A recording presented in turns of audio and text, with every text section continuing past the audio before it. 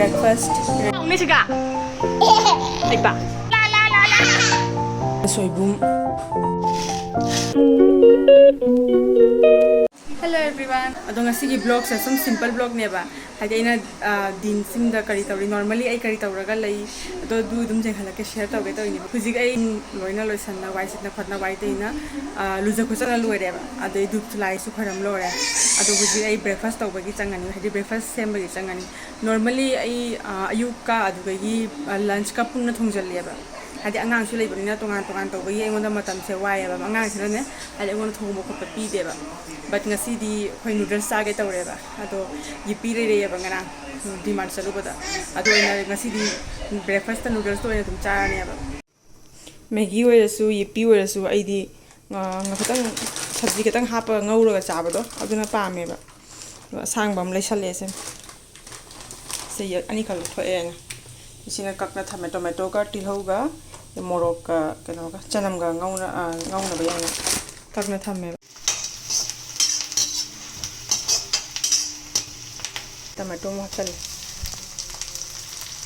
jang jen kasan ga su horen haute ba ketang wata to busna tha jisi ga masala hapne ba first nang machu khara machu jam na te tang ta ate gi sina jeera powder dhania powder ketang tan le thum si thum ketang su hap toni mai masala da su thum jawani na thum jamo ya ba just tomato ki chang da ketang ta thum hap toni khang de idi sumaina ta cha khabani na ne adi atei mong da chaning de Maggi wer di phutla su dum khara buri cha ya ba ado pamba haira ga di idi sumai ngobra ga ta pami ado yippee si di phutla ga haina de kari gino khang de mai manam de thum ha na hapchan be kana bai bu tomato se jang na mun dai मुझे तो पता ही नहीं था तो aina mai masala jaw na machuga ado jeera powder dhania powder hapisina ne adi mai manam do nu hawbo nu siba hengatle ba hore manam siba tilho mana le tilho mana so khara hap ja leitre di hap kanu ka sum kai de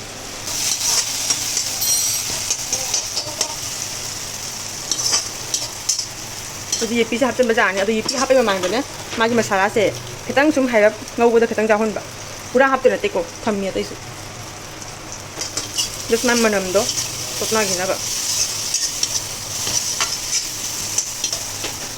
yippee hapa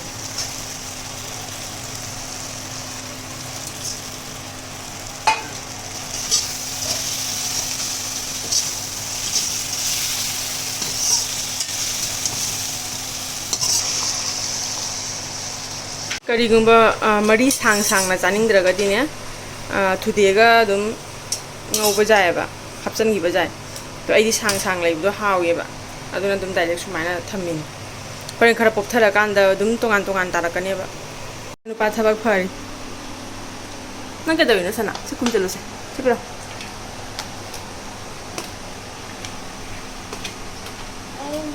oh sepiu hai ni ma khara pop pathara duga tongan tare ba hoje matam dine simple food pa duna di matam khara lik changi ko sumaina ngau ba sida di minute tara mo extra chang mane ba ji sogala ko siga ma masala sa hap chang ro alai ba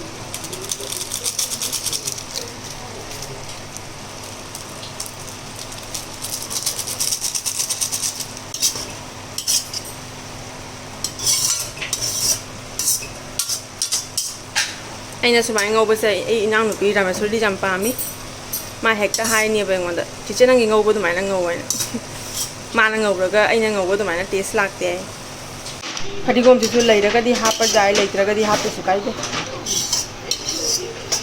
che mulle ho je mahi khara lai haninga ga di mahi khara lai hen mu da ga muthat pa jai ba ai di mahi khara kanga pa mi aduna mahi jam he ja hap te ba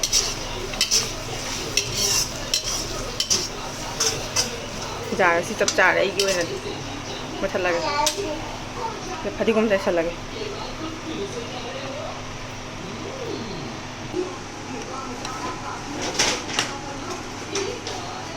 ni wa ado karigumba Maggi oiragadi ko chapot chapot jam lau napnabani ba noodles singdo aduna Maggi oiragadi kitang ne jamna munle haiba matamdo adugi watat tawina de muthalaga de phabani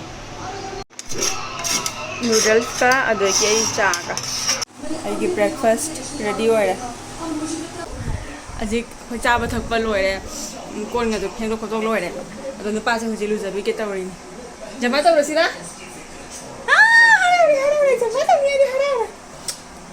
Cha, masak se. Maru ko pada titi jale ke nom tawre. Jamba ta gusi ko. Baba ta ma jamba ta gusi. Tawro. Tawai ja de. Dai mai ru to ku ru ke to le ka mu chen hala ke ko.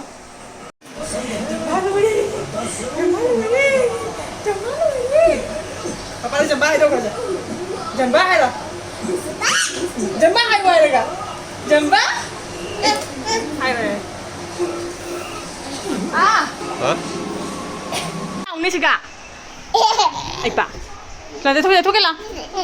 Tao đi chung. À siga. Để thôi cái là ô. Chiên cái gì chung chung đó. La la la la la la la. Ai pa.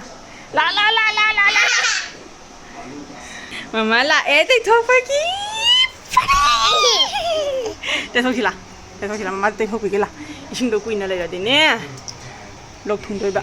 Chot na lay radin. Ah. Ne, mama da piro, mama da piro. Piro mama da. Ima kai no, dore kai no, dore. Ah, masa phajat ho kare ne. Kajal ga ifai ifai gare mana leng man ngina. Jange?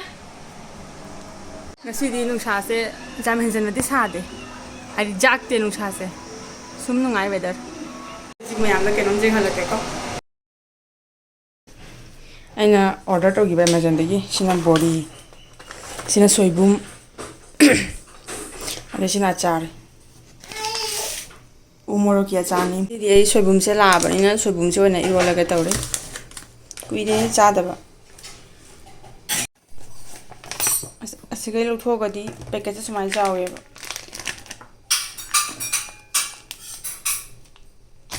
Kayano ang nalay ito do 250 gram pawa ama ay gadakan sige mamanal pa cham ni ko asa online oy bani na katang di tange ang do ko di sumana oy manam di nusiye adase ai di aina saruk ani tho eba khaibogama ko na charni khaibogama na hana charni asisina khoi sai bazar oi da ba akan baduni jam jaw je kan ba ina video nam jale lang khala ne ba asa ai huji ha thum to sala thammani adu yi ngahak tinga ai thum du ga tot laga sing ngahak tham ge ba adha ghonta ro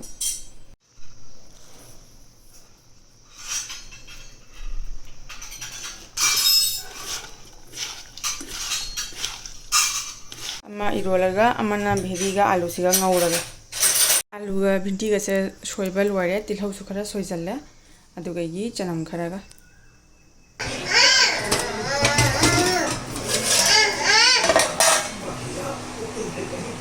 rojo cartoon jeng rojo movie kadi kedo waino oh se hobby se piga mama piga na ko hobby Kari. Oh, thage. Habi thage ani hipare to. Mama mon pira ke na ko. Dara. Se amuk notangi to ba hau gare to. Degi. Mai ku jana ga lai gare se uai ja ro de. Se he pu thoki da amuk thake hai to mi se. Se. Thawa se. Tap sana gare se. Ngau sana ma pu re to ni chale. Ai chale. Le hau nang oi ya mi na. Đi đường thắc gì cái gì? Ai rồi? Phải đâu? Mà sao máy này hết tàu vậy bà?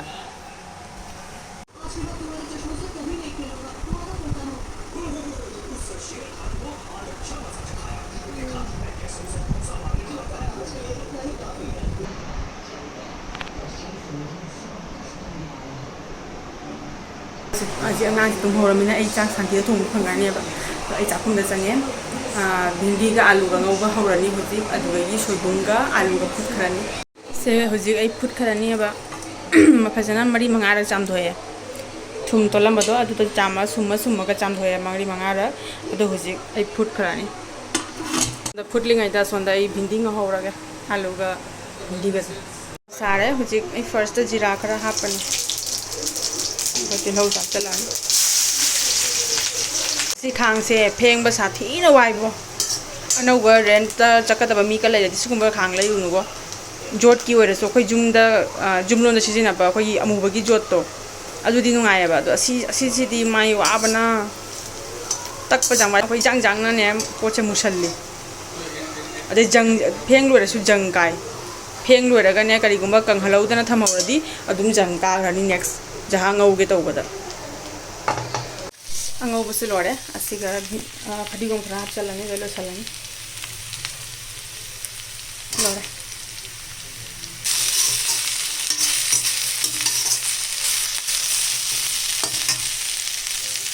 lore hebum jisu manin jatle hang lokpa jan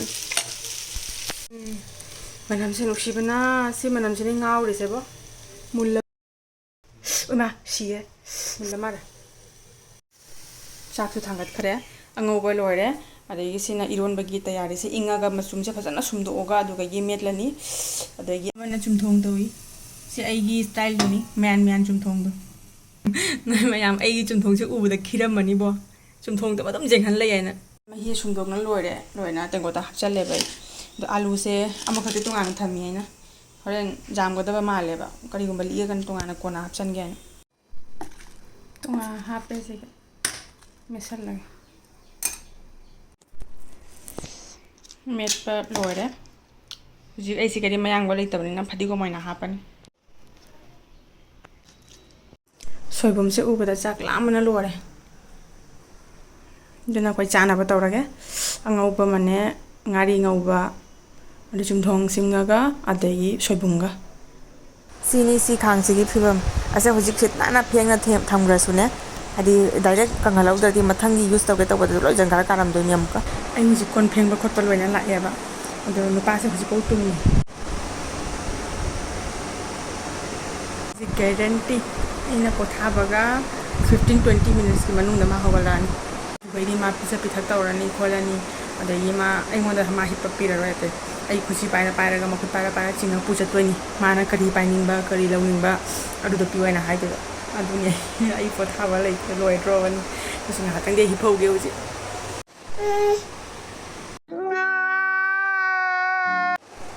sana tum hogale ungne lai gare tu masika makha tu mamme ne du gai kakhala hoje to ise ai pa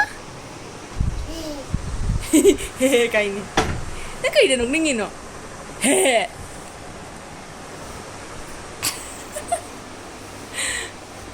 mama na ha hip ke to se hogale ko mai to godani ko hujite na oi mai pe ma tum pendri bane na tang ma singo do le mam cha si ho kai no ne kari pendri bonang tumba ai pa masak se takluzi masam ji jaudre masam su jaudre talliro nang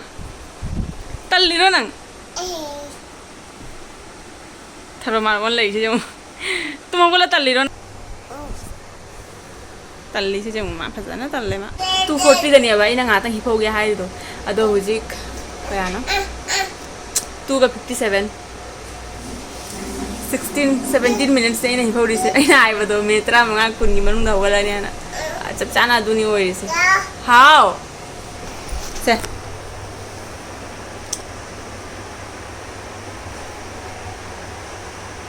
असक से कहीं मार चा कहीं no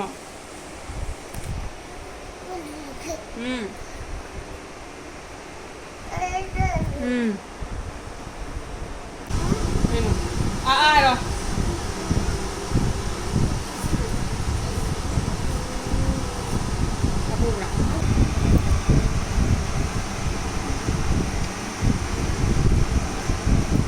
दिया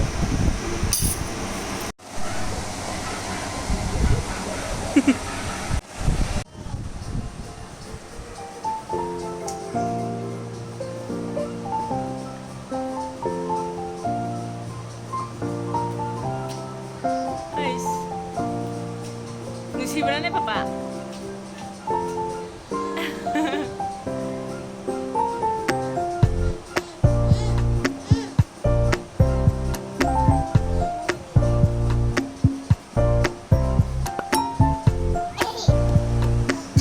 Ese. Kaino, ¿qué te lagi? Kaino mahal na ko mamalaki. Kaino. Kari haino. Sis. Chả giới có thật ra tôi hiểu không? Cha. Hả? Kaino. Cái đâu lagi tadi? Wow. Ayah, tengok sulai dah mini. Nang, ay na mama na tengok mang rai thira ka. Nang di tập tái tung mua rồi vậy nè. Mama. Hảo. Mà bà má. Mama đi. Sana đi. Chứ cái nào mama cái sana cái đó sao? Mama. Hi hi Aku hujung hajang napi gi store dah hajang napi khara laiba lai ya ba. Ado siga ayam ba loi phangi. Pochai. Hai su phangi ado sabji hajang napi sing su phangi ya ba. Singai lai re na. Aku di pot jamna lai sande ba. Su ma thau ta ba do amani khak sin lo asina fruits nei jole siga. Sina hajang napi sing sumai jolin. Sikadi mafam ayamada sumana jubi mahi thangna baise phangneba akhoi su amamam khak thaga hale jumda Kaino. Kari haino. Thaba phaba. Thaba phaba. Tawra na kai thaba to ina tawra. Chak thongiro na. Aina video number da igi background da lang bangai ne. Mana to bana tan. Que no hay ni más.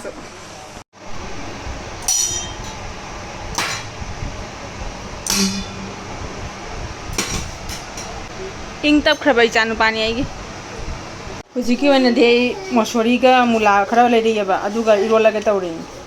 Nasai gi ango bu khara lai ri. Aduga sum cha ba jan. Nupa sina ne ingo siga gi pot lo thok na ingo da chak thong ba pi dre ba. Aduna se ma pan tawri. Ma hangdong ngam dana ba ina. Mosori ga mula ga se hana futlani adu loraga chak thonga sin tonga ga morok ka leire se morok ka ngose si dikha sai ba ado asi am kha hapchale manam sung sina ba na ya tek pa khara ga tidingan dhani horen chak thak nupa ga ni ngai tap ta na toram ga hu si tung re ba ado khoi chai jang su lore shanti dam si cha phangani atles sai ga ngau ga soibum ame pi ka tang le ho ba adu ga ngari khara tawre asina jiki mosori ga mula ga iron ba tawre nasiga ina tirhau mana khara ga phadigo mana khara ga hapchalle ba chak charani huji akhoi ai huji jikon pheng ba khotpa thaba ka loi salame ba huji tumdro bani na pa si su tum khare ma tung hi bagi ne ba koi shanti de cha pa phangi se huji ko ju tum na ba tawra ge ngasi gi blog ke sai se tum no salage ko bye bye